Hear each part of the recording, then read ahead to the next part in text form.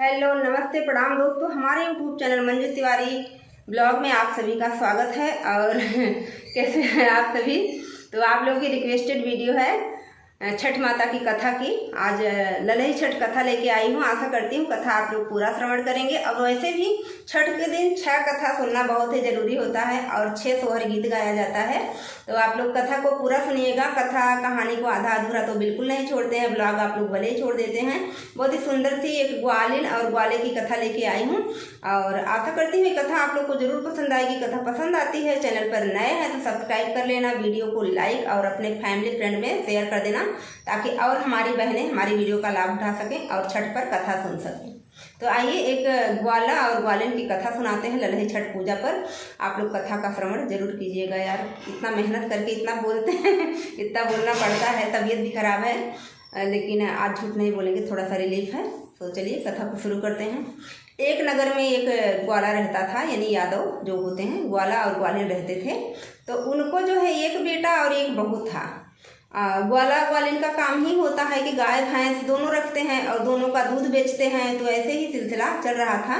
एक बेटा था और ग्वाला जो है अपने बेटे को भी खेती किसानी में ही लगा के रखा था। बोलता था कि अगर बेटा एक ही है वो परदेश चला जाएगा तो हमारा घर परिवार कैसे चलेगा, इसलिए बेटे को भी घर पर ही ग्वाले ने लगा के रखा हुआ था कि घर का ही कामकाज संभालो और जो है घर पर ही रहो। तो बेटा धीरे धीरे बड़ा हो गया, 10-12 साल का जब हुआ धीरे धीरे खेती किसानी सीख ही गया था। उसके बाद जब 12 से 18 साल का हुआ तो उस समय वैसे ही शादियाँ होती थी। बेटे की जो है ग्वाले ने शादी कर दी, यानी शादी कर दी तो बहू आ गई। अब बहू आ गई, धीरे धीरे जो है बूढ़ा बूढ़ी की यानी ग्वाला और ग्वालिन की उम्र जो है वो बढ़ने लगी।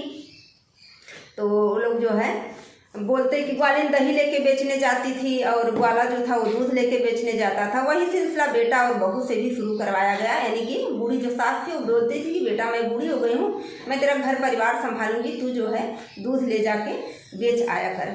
तो वही सब चल रहा था। जो है बहू दही लेके जाती, बेटा दूध लेके जाता और घर का कार्यभार संभालते। ऐसे तैसे में जो है दिन बीतता गया। तो 3 से 4 साल जब शादी के हो गए तो जो ग्वालिन थी उसकी बहू थी उसको जो है बच्चा पेट में था। ऐसे तैसे समय जो है बीतता गया और उसके बाद आगे जो है भादों की ललही छठ, भादो हलखष्ठी भी बोलते हैं और ललही छठ भी बोलते हैं। ललही छठ आ गई। अब ललही छठ पर जो है गाय का दूध तो चढ़ाया नहीं जाता है, ना तो गाय का दूध जो है यूज किया जाता है, ऐसा ही होता है। लेकिन जो ग्वाले की बहू थी वो बहुत चालाक थी। वो गाय और भैंस का दूध दोनों मिला करके बेचती थी और बोलती थी कि मैं गाय का दूध अपने परिवार के लिए रखती हूँ, भैंस का दूध जो है वो बेचती हूँ। यही उसका सिलसिला था।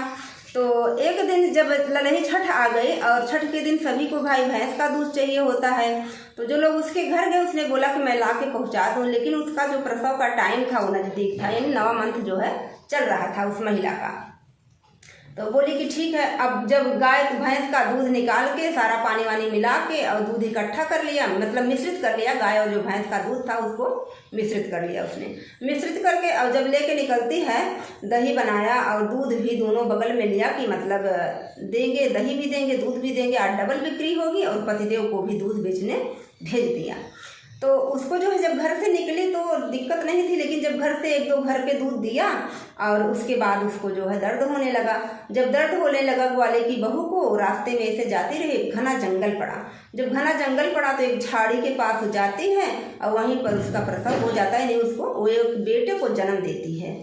महिला ग्वालिन जो थी वो एक बेटे को जन्म देती है। फिर भी जो है उसका मन दूध दही में ही मुंह में लगा रहता है कि मेरा आज जो है नुकसान हो जाएगा, इसको हम कैसे भैया मुद्रा का इनकम करें, बेचना है हमको। तो वो सोची कि चलो बच्चे को यहीं छोड़ देते हैं और दूध दही जो हम लेके घर से निकले हैं इसको बेच आते हैं। अब बेच करके उसके बाद जो है फिर आएंगे अपने बच्चे को लेके हम सीधा घर चले जाएंगे। तो जब बच्चे को जन्म दे देती है उसके बाद उसका दिमाग जो है उसी दूध दही पे लगा रहता है कि दूध दही का कैसे हमारा आज का भुगतान होगा, कैसे बिकेगा और कैसे पैसा मेरे घर में आएगा। ग्वालिन ये सोच रही थी। फिर उसने ढेर सारे पत्ते वहाँ पर इकट्ठा कर लिए झाड़ में और उसी पर अपने बेटे को लिटा करके, अब देखिए कि महिला का मतलब सोच क्या कह सकते हैं कहानी के माध्यम से। और कहानी आज की नहीं है, पारंपरिक पौराणिक कहानी है ये। तो लिटा देती है, लिटा करके वो दूध दही, अब सोची कैसी स्थिति में वो लेके जाती है और झूठ बोल बोल करके कि भैंस का दही है और भैंस का ही दूध है। ऐसा करके सारा दूध दही गांव भर में बेचती है और उसका बिक भी जाता है, क्योंकि भाई किसी को पता नहीं है तो उसके साथ जो है गलत नहीं होने वाला है, और जो कर रहा है उसके साथ तो गलत होना ही है। तो वहाँ पर एक हल और बैल लेके किसान जा रहा था, तो जो बैल था वो भड़क गया। किसान के हाथ से कूड़ा जो होता है हल्का वो छूट गया। उसके बाद हल बैल लेके दौड़ता है और जा करके जो कूड़ा होता है बच्चे के पेट में चिर जाता है, यानी जो बेटा पैदा हुआ रहता है ग्वालिन का, उसमें चीरा लग जाता है बेटे को, और बेटा वहीं पर तुरंत जो है मतलब मृत हो जाता है। अब जो किसान था उसको डर लगता है कि कहीं ना कहीं मेरा बैल जो है ऐसा किया है, मैं पकड़ा जाऊंगा। जाता है, जो झरबैले का कांट रहता है उसी में से सारे कांटे को निकाल करके उसका पेट का सिलाई कर देता है, यानी टाका मार देता है जैसे होता है। ऐसा करके जो है किसान अपने घर चला जाता है, बैल भी उसके घर चले जाते हैं। उसके बाद जब वो महिला पूरा दूध दही खाली करके और फिर वहाँ आती है कि मैं अपने बच्चे को ले लूँ और अपने घर जाऊँ, ये सोच करके जब वहाँ उपस्थित होती है, देखती है उसका बेटा वहाँ पर मृत पड़ा हुआ है। तो छठी मैया भगवान करे सब पर ऐसे ही दया बनाए रखें। तो सोचती है, मतलब तब उसके मन में विचार आ जाता है कि मैंने जो है गलत किया, क्योंकि गाय का दूध जो है भैंस के साथ मिलाकर आज हमने बेच दिया है, इस वजह से मेरा बेटा, मेरी पहली औलाद मर गई है। अब मैं क्या कर सकती हूँ। बच्चे को वहीं छोड़ती है और जा कर के हर घर, जिस घर दूध दही दिया रहता है, सबके घर अपनी गलती की माफ़ी मांगती है और सबसे सारी बात बताती है। तो सब वहाँ की बहनें कहती हैं कि बहन, हम लोगों से माफ़ी मांगने से कुछ नहीं होगा, जहाँ तारा पे पूजा हुई है छठ मैया की, वहाँ पर जा कर के माफ़ी मांगो तो शायद कि छठी मैया आपको माफ़ कर देंगी। तो सब गांव की जो बहनें होती हैं उसको साथ में लेके जाती हैं, वहाँ पर जाती है, फिर वो प्रसाद ग्रहण करती है और उसके बाद कहती है, हे छठी मैया, जो भी मुझसे भूल चूक हुई है आप हमें माफ़ कर दीजिए, दोबारा से मैं ऐसी गलती नहीं करूँगी। ऐसा कर करके वहाँ से प्रसाद लेकर के अपने घड़े मटके लेकर के फिर आती है तो देखती है उसका बच्चा वहीं ऐसे लगता है जैसे फूल पर लेटाया हुआ है। छठी माता की कृपा से चमत्कार हुआ, जो कि बच्चा उसका जीवित है वहाँ पर, और अपने बेटे को घर लेकर के आती है। फिर अपनी सासू माँ से, अपने ससुर जी को पूरी यथा व्यथा समझाती है। तो सासू कहती है कि ये बहू, तुमने कभी मुझसे पूछा नहीं कि मतलब आज के दिन कैसे दूध बेचा। अगर तुम मुझसे पूछती, मैं भी हर दिन कभी ना कभी जब कम पड़ जाता तो गाय भैंस का दूध मिला के बेच देती थी, लेकिन डेली नहीं। जिसको भैंस का दूध चाहिए उसको भैंस का दूध देती, जिसको गाय का चाहिए उसको गाय का देती। और आज छठी के दिन दूध दही तो बेचना ही नहीं चाहिए बिल्कुल भी। जिनको भगवान ने, ईश्वर ने दिया है,